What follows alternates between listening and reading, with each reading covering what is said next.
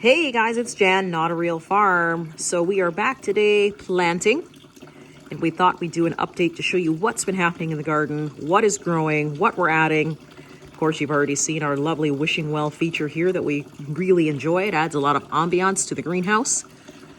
But we'll take a look and we'll show you what the plant progress is here in the greenhouse. All right, so you can see I've already uncovered everything for you so you can take a look. Our watermelons, beans. I know this looks like we've planted a whole bunch of seeds together, and we have, simply just because we can just split these off and separate them and plant them once we're ready. We tend to use a lot of pots, as you can see, and sometimes what I like to do is double it up. But I know that a lot of these plants are not going to be remaining in these pots for very long. So I'm not going to do, I don't know how many I have here, 20. I just don't want to do 20 pots when I'm going to be taking them out of the pots soon. So we have a few melons and a few cucumbers within the same pot. It will not hurt them. We just have to separate them. They'll be fine. We have our melons. Look how tall these things got. Lots of watermelon this year. You're probably going to ask me, well, where are you going to put all this stuff? Don't worry. We'll make room. With grocery prices the way they are, guys, you need to make as much room as possible and grow as much food as you can this year. It's going to be really important for you to do that. Okay, so we've got our Titan sunflowers, more bell peppers. You can see here we've actually got lots of pepper seeds starting. These are Italian peppers, so they're coming out nicely. And these here, put this up here. These are an Italian tomato that I have. I was sent seeds recently, which I'm very grateful for, from incredibleseeds.ca. Thank you very much. These seeds are, like I said, an Italian paste tomato, but the content of the paste tomato is so dry that you can actually clip the vine with the entire row of tomatoes on them and hang them up actually in your pantry for the winter. So if you've seen any of the old videos, if you go on YouTube and you look at old Italian kitchens, you'll see some of these paste tomatoes hanging up in their kitchens, sometimes almost strung up by twine. And what happens is these paste tomatoes actually have a lifespan on that vine of 6 months. So you could still be eating in the middle of winter fresh tomatoes as long as you leave them on the vine, as long as they're on the truss. So that's what we're going to do. We're going to grow a lot of these, and we're going to be trying to see how long we can make them last here in the north. So we've got some here as well. Cucumbers, peanuts. So our peanuts are coming along very nicely.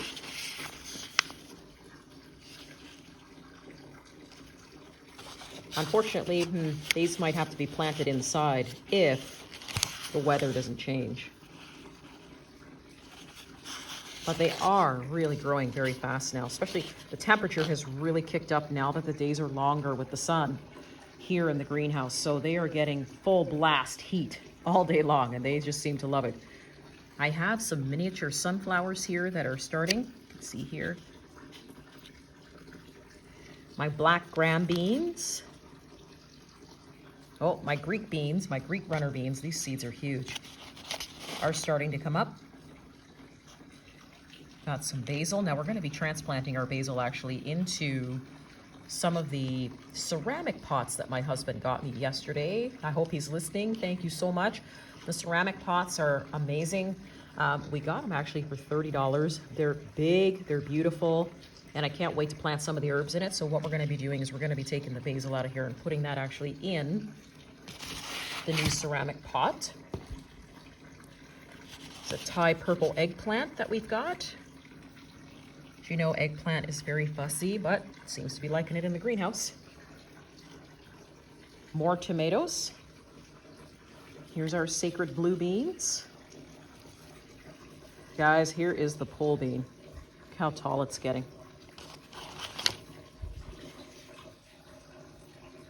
Hope you guys can see that because the sun is sort of at a bad angle in here right now.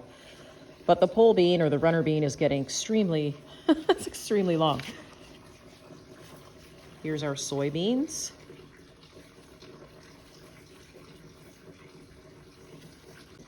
So here's our sweetie tomatoes, guys. We are growing these again and putting these seeds up in the store. We grew these last year, and quite frankly, they were some of the sweetest cherry tomatoes I've ever had. So the sweetie tomato, if you are planting them, you probably might not need more than one plant. They're indeterminate.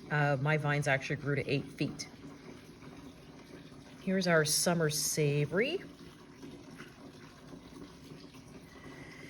And then now we have a whole bunch of, let me just back up here, a whole bunch of mini tomatoes that are starting. So we got micro tomatoes that are just starting to come up, which is great. And we'll be saving the seed from these as well. We'll be probably most likely offering these in our store. These are micro tomatoes, so they're not gonna grow taller than about 12 to 12.5 inches tall, which makes them really good for what we like to call windowsill tomatoes or patio tomatoes. We've got a whole bunch growing here as well.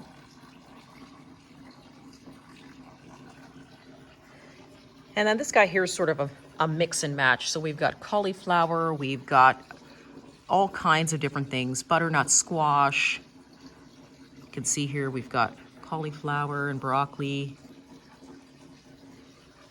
And here's our honeydew.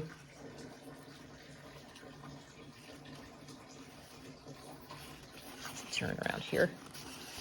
The honeydew is actually starting to get little buds on it here, so we'll have to get it into the ground soon. We'll have to put a cozy coat around it, make sure that we can protect it from the cold. Okay, let's see what this guy is here. Here we go. So we have open pollinated cabbage. So we've got quite a few in here. So cabbage is a little bit difficult when it's open pollinated. It can be fussy. You have to overwinter it. So it'll be a challenge, but we're up for it. And then further on, we've got a mambo bean. So this bean is a jade bean. So the beans are almost like an emerald color when you save them. I don't know if you can see down in there, but they start out as an emerald green and they're very pretty, very tasty too. Okay, we have French lentils that are currently growing. There we go. And then our zinnias have taken off too. So those aren't zinnias, these are beans. These are our queen lime zinnias. So we've got a splash of color that's going to be happening here in the greenhouse.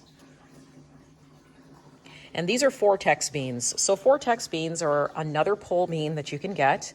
They taste just like, almost like a provider bean. So if you're interested in having a snap bean, great. They put on a lot of beans. You can also save the seeds as well and use it as a soup bean. So it sort of has a dual purpose, which I really like. And of course, our tomato plants are just doing amazing over here. These are a yellow and a purple tomato. So far so good. Everything's growing good up on the tables. Let's take a peek now down into the raised beds. Okay, so the patch of red walking onions is getting bigger. Doesn't take them very long to start growing. Can't wait to try these. So if you guys take a look here, I'll try to get as close to the grape as possible. Here is the stem of the grape, and you can see now that the nodes are starting to swell on the stem. So we should be getting leaves from this in no time. You can see they're actually swelled all the way up the stem. And here, let me just back out. You can see now that the grape is actually starting to produce leaves. So if you remember way back in the video when I cut this and made sure that it only had 3 nodes coming from that, just the one stem, so each stem had 3 nodes to it. The reason I did that is so that the grape can concentrate its efforts into a shortened stem. And it pays off. You'll probably look at your grape and say, I think I killed it, but no. If you want to have grapes, then you have to do a technique called forcing. And forcing, basically you're controlling when and how the grape is gonna throw its leaves and how much, you can actually calculate how much fruit you can get depending on how many nodes that you've let grow on the branches. A little bit difficult to explain on a YouTube video. Maybe I'll try, I'm not sure. But you can take a look here on the back. all the nodes have all swelled. So we should be seeing grape leaves from this anytime now. But great, took a while. I wasn't sure that it was alive, but seems to be doing great. And walking around, of course, you guys know that this is sort of my horseradish patch, and I have a crabapple here, which is blooming amazing. You can see here our sea buckthorn is now it's just really coming to life. It's unbelievable just what the difference in temperature can make. Here's our goji berries.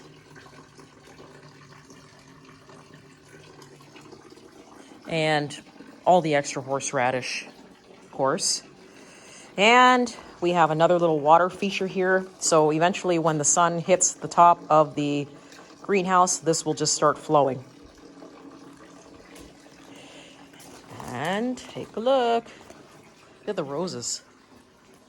Isn't that cool? I'm expecting flowers, I'm thinking, in the next few weeks from these. I mean, they are just growing amazing.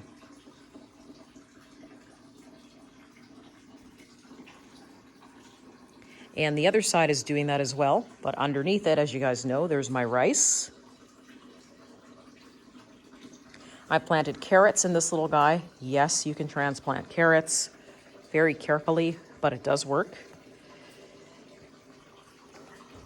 Okay. The asparagus has gone to seed, so that's great. We've let it go to seed. We want it to do that. We want it to be really strong for next year so we can harvest from it. Here's the other rows.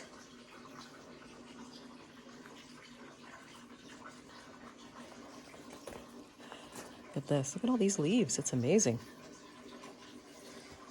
And our blackberries are now kicking out. So they're sending out runners. So you can see here, here's 1 and 2. And there is the main stem. So let's see. We'll see what happens. Maybe we'll get our blackberry crop this year. Crossing fingers. Okay, so we've got our lettuce in this bed with our romaine. So we've got a salad bowl and a romaine lettuce happening. Just the small little patch here. We've got more corn. And because I planted tomatoes in this bed last year, you can see here we've got some return tomatoes happening. I have 1, 2, 3 so far that have come up. Am I going to keep them and grow them out? Yes. The more food, the better. This patch of leafy greens needs no introduction. Everybody knows this is my main horseradish patch. You can see now why I keep it in a raised bed. It just runs away, right? So I fully expect that at some point, if I don't get all of the horseradish out of here, we're probably going to have at least half a bed of horseradish. So I guess we'll be making a lot of sauce. And these leaves have just popped up not too long ago. I do have to say that it smells amazing. And I think what I'm going to be doing is using the leaves, taking a few leaves here and there for something. Maybe with some steak or something like that, but it smells amazing. Look at all the way down into the cozy coats. You can see that the tomatoes are doing amazing. They're getting taller. They're not suffering when it's cold outside or anything at night. Got another one in here. Actually 2 in there. And these ones over here are my what's called artist gherkins. So these are just going to be for pickling. So cucumbers are super slow, but he's doing amazing. And last but not least, guys, here is the ceramic, oh my gosh, these are heavy, planters that I got yesterday. My husband got these for me. They're pretty deep. They've already got the pre-drilled holes, so that's perfect for planting. These are the perfect size to use for herbs and things like that. You can see it's pretty big. And it's going to be, I think I'm going to put it on the floor to actually plant in it because it's actually really heavy. But I can't wait to just make sort of a mini herb garden in here, something that will grow back year after year. Can't have enough herbs in a greenhouse, right, guys? And I wanted to show you this crabapple just because from the time that I started recording him to show you guys, you can tell just how much bigger it's getting and how happy it is in the greenhouse. And right next to it are my chocolate cherry sunflowers. So we'll keep it really short and sweet today, guys. I just wanted to show you an update to show you that it's beautiful in the greenhouse and that we're planting. So far, so good. Unfortunately, like I said, we're getting snow midweek. That's not going to be fun. So what do you think, guys? What do you think we should be growing? What else should we be growing? I'm thinking we're going to be adding potatoes. We've got garlic, lots of herbs. You tell me, what am I missing? Thanks for joining me today, guys. If you have any questions, please pop them below, subscribe, or see you soon.